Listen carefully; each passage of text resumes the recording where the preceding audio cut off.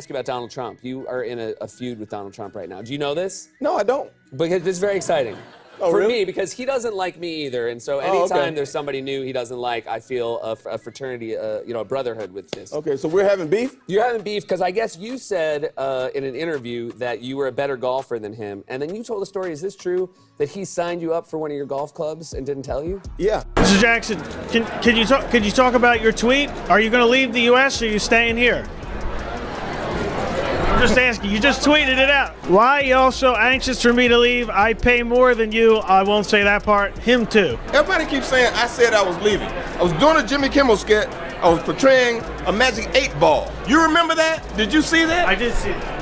I'm just asking the question to clear it up. We'll clear it You up. could have cleared it up by being a smart journalist yourself and saying, you know that was a Jimmy Kimmel skit, right? No, at least one federal judge is not going to take the Department of Justice at its word that it's going to protect the rights of the Epstein survivors and victims in releasing new documents and information about the child sex trafficking ring that he participated in and that Donald Trump has been busy covering up ever since.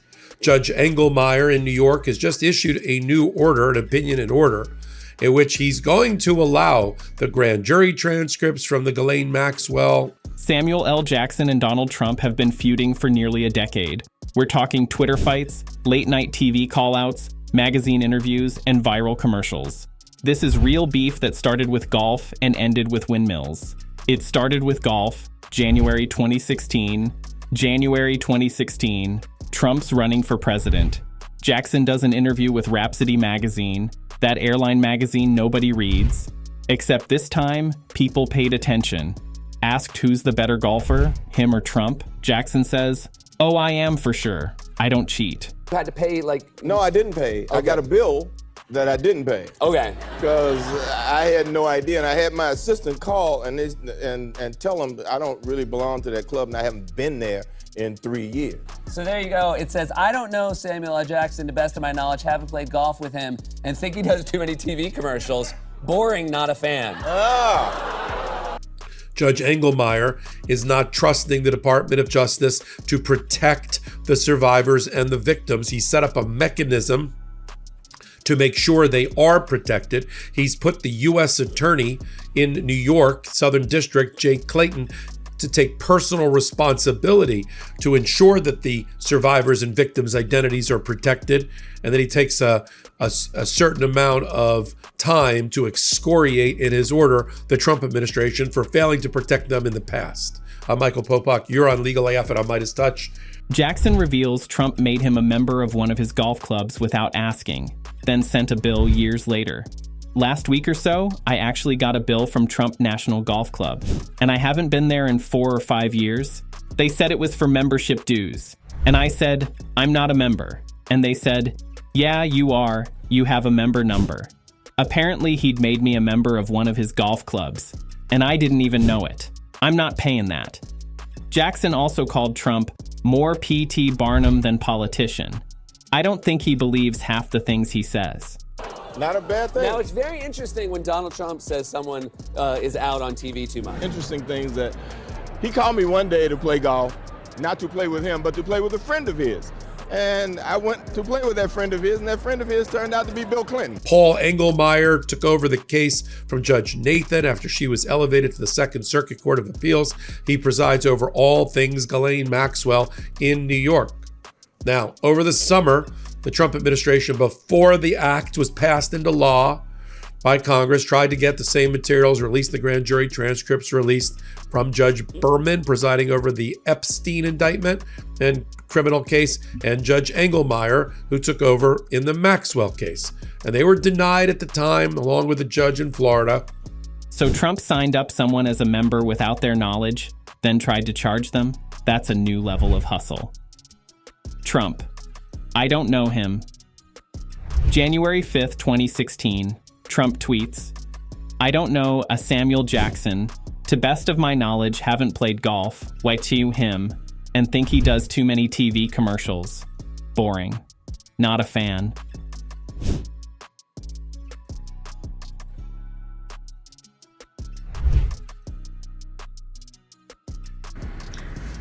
Donald Trump was fired by 81 million people.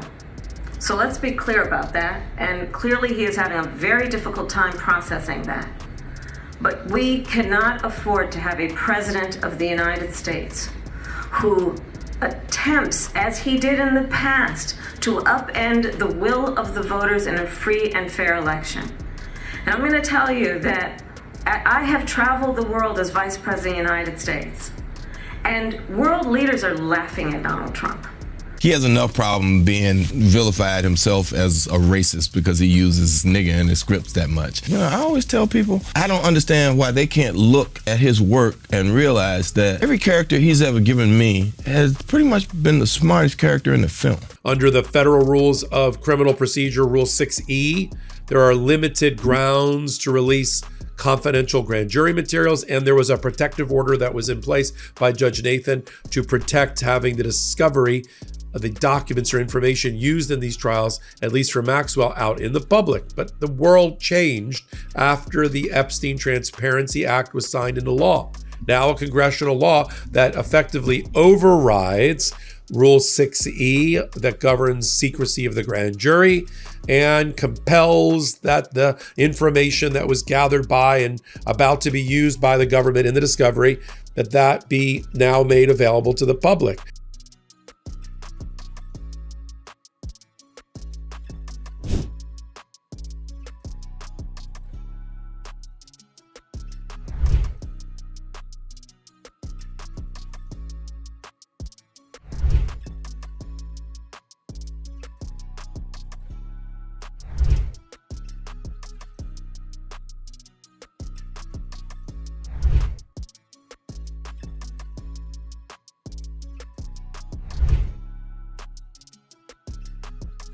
Donald Trump. You are in a feud with Donald Trump right now. Do you know this? No, I don't. Because it's very exciting. Oh, for really? me, because he doesn't like me either, and so anytime okay. there's somebody new he doesn't like, I feel a fraternity, a brotherhood with him. Yeah, and I had my assistant call and tell him I don't really belong to that club and I haven't been there in 3 years. And they go, well, you are a member and here's your member number. Okay, so we're having beef? You're having beef because I guess you said in an interview that you were a better golfer than him, and then you told a story, is this true, that he signed you up for one of your golf clubs and didn't tell you? Yeah. But you still have, as gatekeepers, judges like Judge Engelmeyer to make sure the process doesn't harm the innocent, doesn't harm the victims or victimize the survivors all over again. And Judge Engelmeyer, who's now the second judge in the last week, Judge Rodney Smith in Fort Lauderdale, Florida, has also, because of the law now being put into place, has ordered that things related to Epstein's investigation in 2006 and 2007 down in the Southern District of Florida also be made available. Clock is ticking down there as well.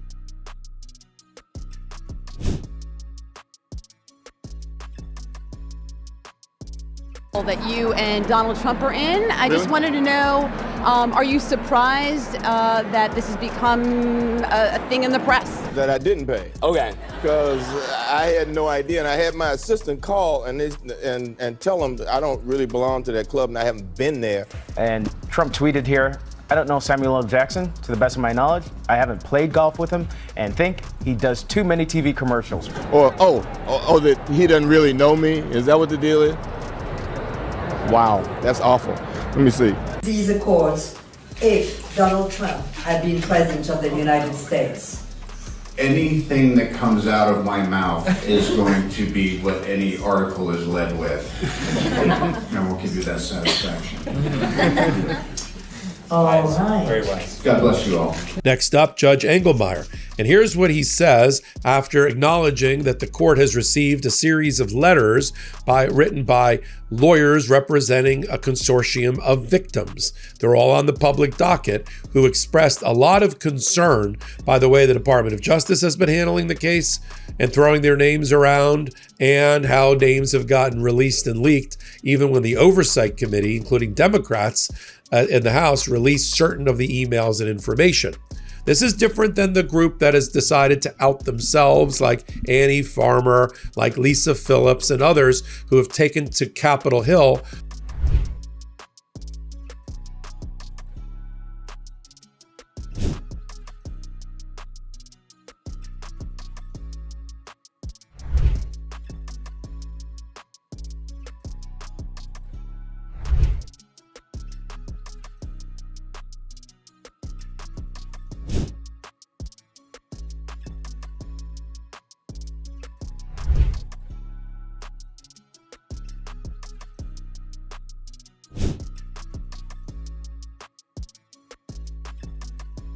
Not a bad thing. Now, it's very interesting when Donald Trump says someone is out on TV too much, because, you know, he's with exposure, he thinks it's very careful to just barely be on TV at all. Barely get yourself out there. But is that true? You say, now you claim right here you have met him.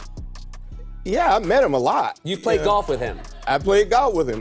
He claims... I actually played golf with him with Anthony Anderson one day. He just took off running, and next thing you know, I got Mr. Trump. The globe, and now we are going back. I want to be clear. I want to be clear that our democracy, and I hope you all agree with me, is on life support. In fact, it is in hospice. I want us to be clear that as Democrats who are coming here and standing in front of you, it is our duty to hold the line. It is our duty to act and not just talk. It is our duty to hold our votes. To have their nightmare exposed to reclaim their life and their dignity. There's also another group, hundreds of victims who have not come forward and do not want to come forward at the present time and don't want to be outed by the disclosure of this information. That's the group we're talking about that needs protection. Here's what the judge gets around to saying on page 19 over to 20. It says in page 19, in moving to modify the protective order that was put in place by Judge Nathan to cover the discovery information, the bigger volume of documents than just the grand jury information, the Department of Justice has stated that it will work with the relevant U.S. attorneys' offices to make appropriate redactions of victim-related and other personal identifying information.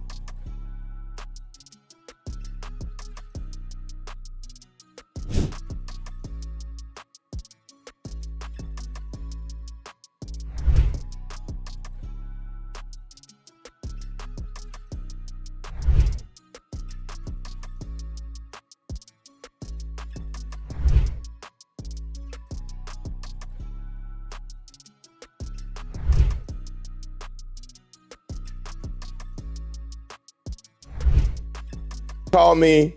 I have another person that can verify that he knows me. He called me one day. I was here in New York, and was always calling him Samuel L. the Don. Who? The Don. Oh, Mr. Trump, how you doing? Yeah, you busy today? No. You want to play golf? Sure. Well, I'm not going to play, but I got a friend wants to play, and we're going to play at my club in. It was over here. Not in Manhattan, but the other Trump club that's on this. The victims of Epstein and Maxwell who have written the court are largely supportive of the Act's command that DOJ's investigative records relating to Epstein and Maxwell's crimes be made public. But they have voiced concern that their identities and privacy will be compromised. The victims therefore seek the court's assurance in ensuring that their names and identifying information are protected from public disclosure and that there be a reliable mechanism for this. Therefore, the court says, I'm going to impose a reliable mechanism, but then chastises the Department of Justice under Donald Trump. On page 20, the victims' concerns regrettably have a basis in fact.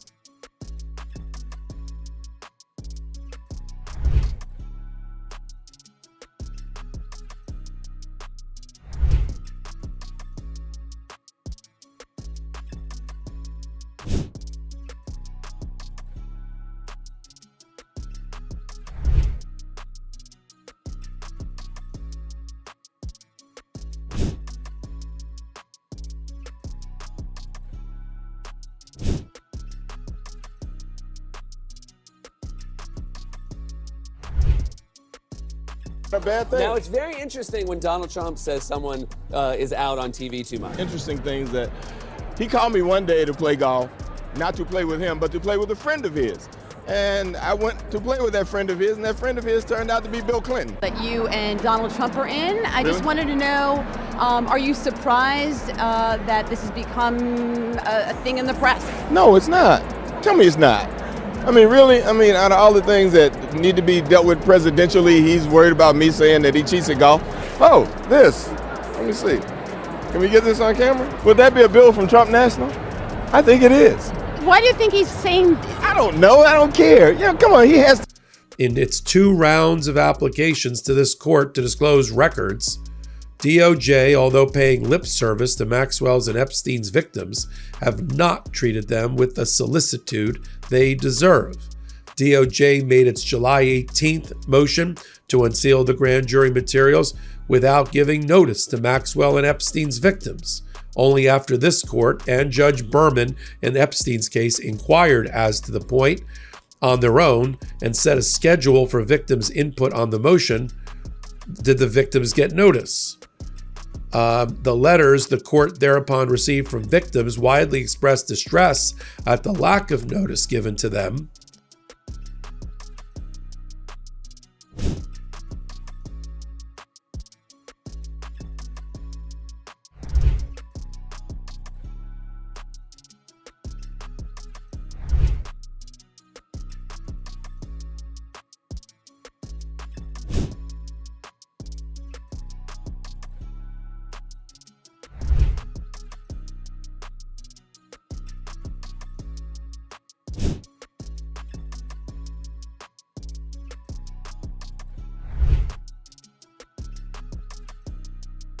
The one person that might not back you up right now in this story is Bill Clinton, because I don't know if he's going to want to say a story that he was golfing with Donald Trump either. He didn't golf that day. He didn't golf that day. He did not golf that So day. who did you end up golfing with? With Mr. Clinton. Okay, so we're having beef? You're having beef because I guess you said in an interview that you were a better golfer than him, and then you told a story. Is this true that he signed you up for one of your golf clubs and didn't tell you? Yeah, and when I got there, it was President Clinton. Really? Who could also verify that Donald Trump knows me. Wow. Here's the bummer. And Don did show up, and he took Bill in and bought him a jacket. By the DOJ, an alarm that the grand jury records DOJ would release, if authorized, would invade their privacy. And, Judge Engelmeyer continues, as the court chronicled in denying the motion itself misled the victims and the public at large in holding out the Maxwell grand jury materials as essential to the goal of transparency, when in fact the grand jury materials would not add to public knowledge. As the court put in its denial of the motion, a member of the public familiar with Maxwell trial record who reviewed the grand jury materials that the government proposed to unseal would thus learn next to nothing new.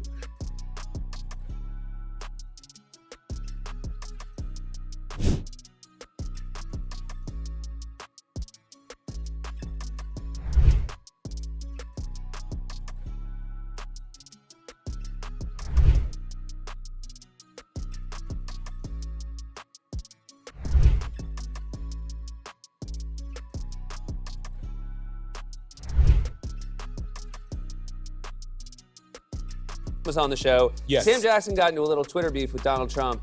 Donald Trump claimed that he had never golfed with Sam Jackson. And immediately you tweeted right here, come on, Donald Trump, you played golf with Samuel Jackson and me as well. We also had lunch together. Shrimp and hot dogs sound familiar. Yeah. So you did golf, the three of you golfed together. We golfed together at Trump's course in Bedminster and had a great time. The U.S. Attorney for the District, Jay Clayton, who is the acting interim U.S. Attorney for the Southern District of New York, but reasonably well considered, to be the one to certify that the victims' names have been redacted and all identifying information. He says on page 21, Judge Engelmeyer, the United States Attorney for this district is the right person to make such a certification. He signed the motion seeking the modification. He heads the office and led the successful investigation and prosecution of Maxwell. And that office has amassed the discovery in this case. And this court has great confidence that the professionals in the United States Attorney's Office will ably discharge this important and urgent duty. In light of the above, he then modified his order.